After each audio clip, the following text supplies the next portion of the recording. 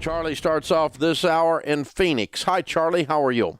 Near perfect, Dave. And you? Just the same, sir. How can I help? Very good, Dave. I've been following your program for 3 years. Paid off $69,000 in 14 months. And my question to you: at age 52, I've been putting in about 15% into my 401k for the last several years, and it's approximately at $275,000. Good for you. Well, thank you. My question to you is: at the age of 52, should I stop putting in the 15% and only put in the match and put more into a Roth IRA? Well, you're still paying off a home, right? Well, I could actually sell a rental that has $100,000 of equity in it and pay off my primary home, which only has about $100,000 left on it, and it's valued at about $400,000. What's your household income? $140,000. Okay, so you're going to pay the house off anyway, even if you don't sell the rental. You're on track to beat it down, right? Correct. Okay. And so I'm going to continue with baby steps 4, 5, and 6, and that's 15% of your household income going into retirement. And if you have kids' college you need to be doing, we're doing that. And anything extra we can find, we start throwing at the house, which brings us back to putting 15% of your income into retirement. Does it all have to go into the 401k? No, it does not. I would take your 401k up to the match, and then I would do a couple of Roth IRAs. You're over 50, you can do $6,500 each. That's $13,000 a year. And then if you need to do a little bit more to get to 15% of your income, then you do a little bit of non-matching in the 401k to get the math to balance out. Okay. I do have $50,000 saved for my son's college. He most likely will stay here in Arizona. And at a 4.3 grade point average, most likely he'll get an academic scholarship somewhere. So excellent. We're pretty good at this point. So, wow, he's killing it. Congratulations. That's neat.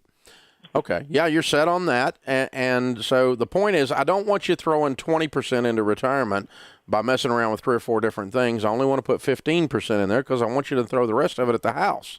I want to get that house knocked out without having to sell the rental to do it. And you're going to be there. You're right on track. You're killing it, man. You're doing great. Excellent. Well, thank you. I mean, I loved your program. Went through Financial Peace University. Just looking at what's the next step for me.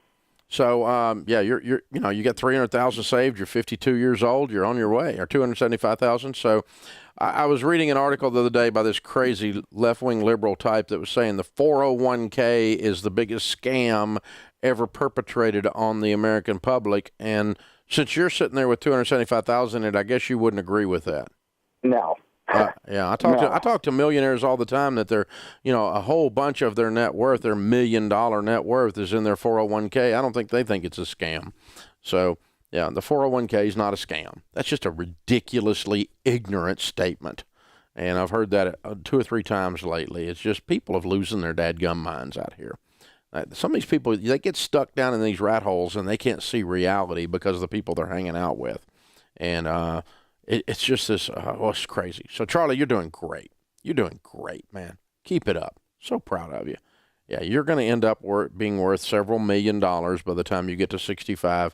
Some of that's going to be your paid-for house. Some of that's going to be the close to $1 million that by then you have in your 401ks and in your Roth IRAs. So you're living the great American dream, dude. You did it. You're on your way. Congratulations. Open phones this hour at 888-825-5225. Now, let's stop at just a second and remind you that being a millionaire is a good thing. A millionaire is someone who what you own minus what you owe is $1 million. So with your 401k and your paid-for house, if you have $1 million net worth, that's a good thing. $2 million is twice as good, and $5 million is 5 times as good. Does that answer all of life's questions? Is that the only goal you have for your life? Well, not unless you're shallow. If money is all you're after, then you're shallow. But the point of having a net worth like that, the point of having built some dollars up, is to be able to take care of yourself in retirement and not be counting on the government, which is well known for its ability to handle money. Oh, Social Security. I'm not worried about Social Security. I'm okay. Only thing I'm worried about is they keep making me pay into it, and I'm not going to see any of it because the dadgum thing's so screwed up. But other than that, it's just an aggravation. I'm not sitting and worrying about Social Security as to whether I get to eat or not. Why? Well, I've saved some money, invested, got some money. And that's what I want you to do, is get some money. Not because money's important, but because money buys you dignity and that you get to take care of yourself in your golden years. Oh, and by the way, you get to change your family tree. You take care of your kids. Oh, and by the way, you get to help others. I've noticed hungry kids eat better when you buy, when somebody that has money buys them food. Money buys food and feeds hungry kids. Isn't that amazing? Money drills a well in a town that doesn't have a well. Money helps people that are struggling. So that's what you're doing. Money's just a tool. I'm not here telling you you're going to be happy if you have $1 million, but I am telling you if you got that $1 million net worth, if that's your target, or 2 million or 5 million or whatever, you're going to be able to do a lot more for yourself, your family, and for others. It's just a tool. It buys stuff. That's all it does. It doesn't buy happiness. You're not going to be happy if you have money. If you're unhappy and you get money, you're just going to be big and unhappy. That's all you're going to be. Money just makes you more of what you already are. So we're not here to suggest that money is the answer to everything. That is not what we're saying. We're not that shallow. We don't want you guys to be that shallow.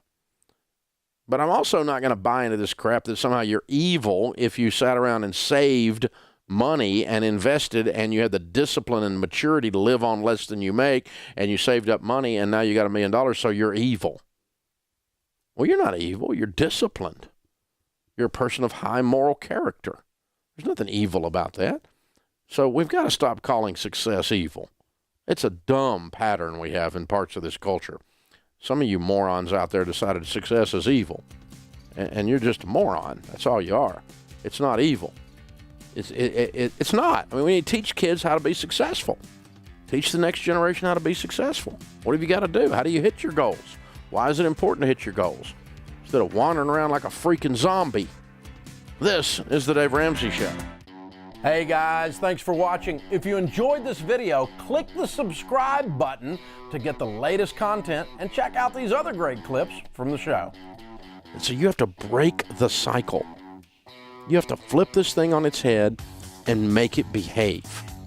You've got to get so fired up and wired up that your broke friends think you've lost your mind.